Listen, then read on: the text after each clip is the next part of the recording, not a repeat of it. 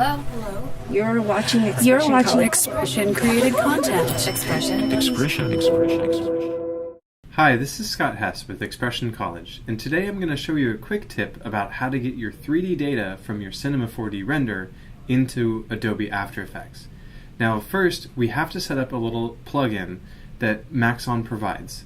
So in our Applications folder on the Mac, or in your Program Files folder on a PC, we're going to go into the Exchange Plugins folder, then into After Effects, then the Importer, and your version of the operating system, so OS X for me, and then your version of After Effects. And I have CS6, so I'm going to go in there. So you have to unzip this C4D importer, and you get a plugin file, and that needs to go into your After Effects plugins, which is right over here. So again, in your Applications folder on a Mac, or your Program Files folder on a PC, I'm going to go inside the Plugins folder, and then inside the Format folder, and you can see that mine is already there. So that's all you have to do for the setup.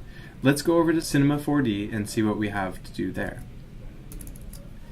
So here I am in Cinema with a very simple scene. It's just a TV and a floor and a couple lights and an animated camera, and so that's what it looks like. And I'm leaving space over here for some pricing information or logos or whatever I may need.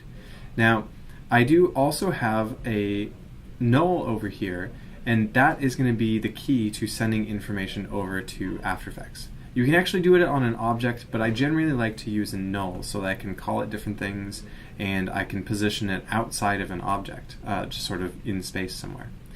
So the way that we set this up in Cinema is I'm going to select that null, and I've called it text solid, and I'm going to click on the tags menu, then go to Cinema4D tags, and then I'm going to go to the external compositing tag.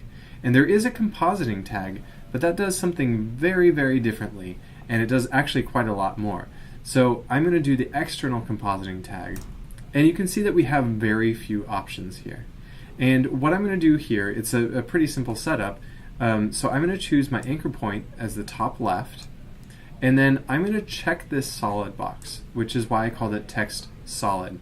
And the reason for that is that it just seems to work a little bit better in terms of workflow. If you don't have this checked, the solid in After Effects will show up transparent, and you can spend hours looking for why your layer is transparent. So I'm going to check that box, and I'm going to put this as 100 by 100. In this case, it's not really going to matter. And for the color, I'm not actually going to use this solid, so that color doesn't matter as well, but feel free to change that if you want. So that's the basic setup. And now in our render settings, I'm going to open our render settings, and we set it up pretty much just like normal, except now we have to use this compositing project file parameter. If I twirl this down and hit the save checkbox, I'm going to also make sure that my target application is After Effects, and then I'm also going to include 3D data.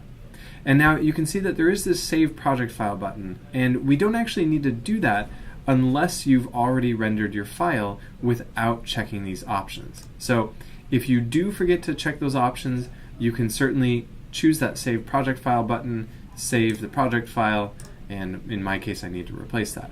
But you'll still get the same information. So I'm going to close this down, and typically what I do is set this up, close this down, and then render to the picture viewer. Mine's already rendered so that you don't have to watch this render. So I'm going to hit cancel, and then let's see what we got. So in my render, I set it up as a TIFF sequence. So I have all of my TIFF sequence here, and then I also have this AEC file, which is the format that Cinema4D sends over to After Effects. And all we really have to do there is switch over to After Effects and bring this in like any other graphics asset. So we can double click here, or we can go to File, Import, File, and then we go and find our AEC, double click on that, and then it brings up two folders. One is called TV, we have the TIFF sequence, and we have a composition. The other one is called Solids, and we have our text solid in that red 100 by 100 pixel square. I'm going to open up the composition, and you'll see we have the full rendered sequence.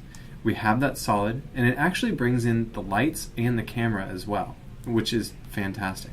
So when we want to get something in here, all we have to do really is select our text solid layer, then take any graphics asset, be it an image or video file, and I'm just going to drag this down and hold Option on a Mac or Alt on a PC and let go, and it'll just replace that layer, which is fantastic. It's there, it's ready to go, and if I scrub through, you can see that it is actually right there in 3D space.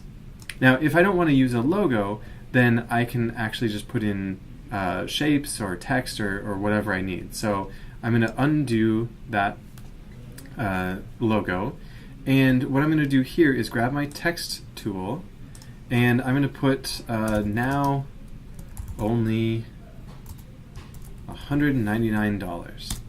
And I'm going to turn my text 3D, which actually makes it disappear because we already have a camera. I'm going to move it down just above my solid layer, and I'm going to select both of those, and I'm going to hit the P on the keyboard to bring up my position property, and then Shift R to bring up my rotation and orientation properties. And now what I need to do here is actually select all of those properties on my solid layer and hit Copy or Command C or Edit, Copy, and then go up to my text layer, make sure I'm at the beginning of the comp, and select all those parameters and hit Command V or Edit, Paste. And that'll paste in exactly those same parameters that we just had on that solid layer. And if I turn off my solid layer, you can see that that's working right in that same 3D space. It's right next to the TV, and it looks like it's animated as well. You can see that it does bring up keyframes, and since this text layer isn't actually moving anywhere, then we can actually take all these off just by clicking on the stopwatches over here, and it gets rid of that. And now we can feel free to move this layer up or down, or maybe a little bit further away in space, depending on how the scene shapes up. We can actually even scale this, and that should show up just fine. And now, the reason that the lights come in are so that you can affect anything that you're putting in After Effects without affecting the background render.